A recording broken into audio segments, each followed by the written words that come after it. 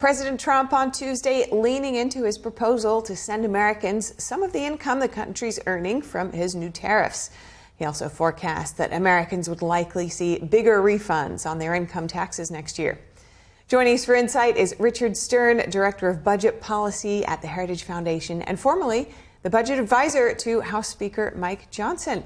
Good to have you with us today, Richard. Thank you so much for having me on. Yeah, I'm really looking forward to this discussion. What's your initial response to those two proposals that Trump has put forward? He's been saying it for some time, but came out again yesterday with it. No, of course. So look, I'm for anything that cuts taxes. You know, Americans have one of the highest income tax systems on the planet. It's one of the most complicated tax systems, one of the most punitive on hard work. So look, if we can do things that cut income taxes, give families relief, that's a good thing at the end of the day.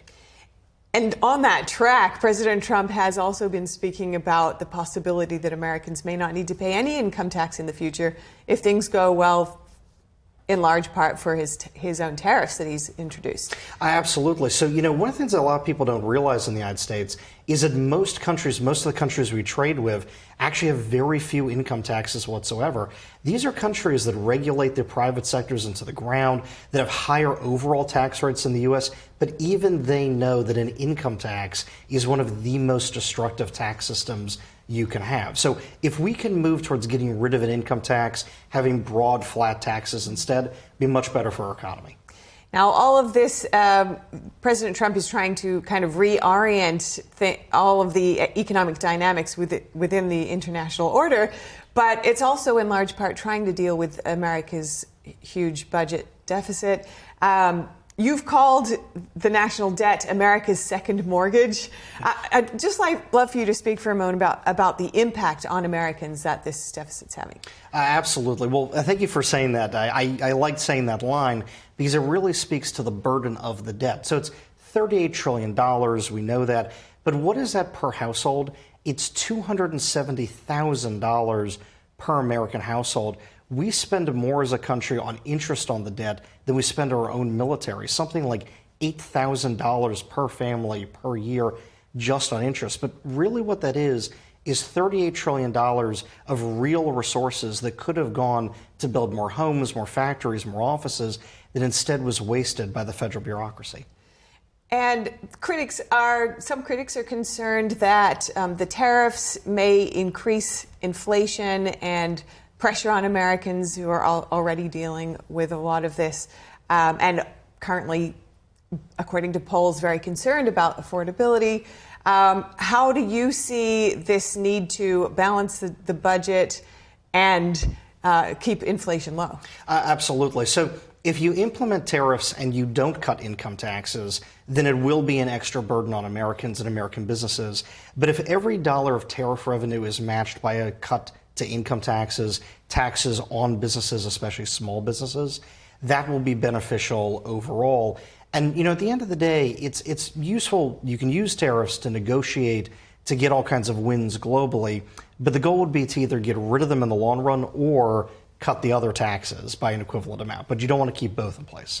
So how likely do you think it is that the tariffs could replace the income tax one for one, as you're suggesting? Well, I will say, unfortunately, we wouldn't be able to actually collect enough tariff revenue to get rid of the entirety of the income tax system. That being said, I'm all in favor of pushing the messaging on it and talking to the American public, frankly, about just how destructive the income tax has been. And every bit we can chip away at the income tax will pay dividends, not just now, but for many generations to come. So what other major policy recommendations would you have to cut down on income tax? Oh, scores and scores of them. So, you know, one of the things that a lot of people don't realize is the tax code itself moves trillions of dollars of subsidies to particular industries and particular people, all of which are subsidized by raising taxes on everybody else. We have an income tax system that is tremendously punitive on businesses, especially small businesses, on young workers trying to start a family, trying to buy a home, to redistribute their wealth, their money, to favored groups, favored industries, and people that don't work at all. And so paring down all those exemptions would really help the American economy. It would help families, young workers. It would allow us to have lower overall tax rates. And I know you've also said just not spending as much for the government is a fast track there as well. What kinds of recommendations would you have, looking at what the Trump administration is currently doing on that front already, to further that? Absolutely. So, DOGE painted a lot of targets. They were the first entity to go through the government, really identify where all the waste, fraud, and abuse is. So we haven't cut too much money. But, the tax bill that just got done cut more than $1 trillion of planned spending over the next decade. It's a good down payment. But we need to really root out all the waste, fraud, and abuse, really make sure that we're not giving welfare to illegal aliens and the people who don't even follow basic work requirements.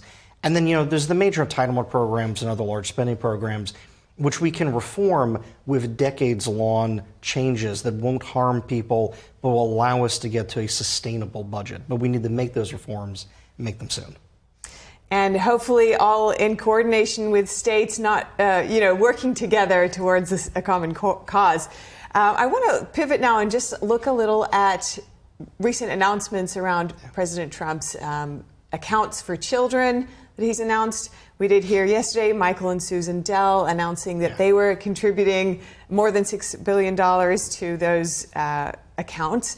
And of course, that will go directly to these children who will benefit directly from it in the long run. But stepping back, it does provide an example of kind of a new way of running government in a way where you see President Trump gaining private support on a lot of his policies. And that means Americans are directly benefiting, but without it going via taxes. If you could comment on that. Absolutely. I think it's a beautiful, breathtaking thing, right? We're seeing an enormous act of charity, of the free market working. We're used to a government that just expands and expands, and with it, they steal freedom, they steal money. Nearly 40% of Americans' earnings get funneled through a state, local, or the federal government right now. So what you're seeing here under Trump is deregulation, tax cuts, freeing the economy, freeing innovators and entrepreneurs. And now we've got this, making every American born in, everyone born here as an American citizen, a capital holder, making sure that everybody starts off life, every American starts off life, owning some piece of the stock market, owning some piece of the engines of our prosperity. And of course, the charitable contribution you're talking about is billionaires wanting to be part of that, wanting to give back to the community who they've built businesses in, and making sure that everybody has that kind of opportunity. The government steals wages, has done that for decades, and suppressed people's savings, their retirement investments. Now, for the first time, you're right, we have a president who's working with the private sector to make sure that everybody has that opportunity, that everybody can control their own money. Yeah, it's kind of a broad view here, and it kind of, quite a positive view. If you could dig into this idea of so stealing wages being just garnering the taxes from the people, and suppressing wages, what are you speaking about there? Yeah, so we think of the payroll taxes we pay right now, trillions of dollars that Americans pay, and it goes to Social Security, it goes to Medicare, but that's a promise the government makes to you decades from now. That money right now is money you could invest in the stock market, which is really to say it's money that everybody could make available to build more factories, to build offices, to expand job opportunities, build housing now, that instead is invested in the federal government.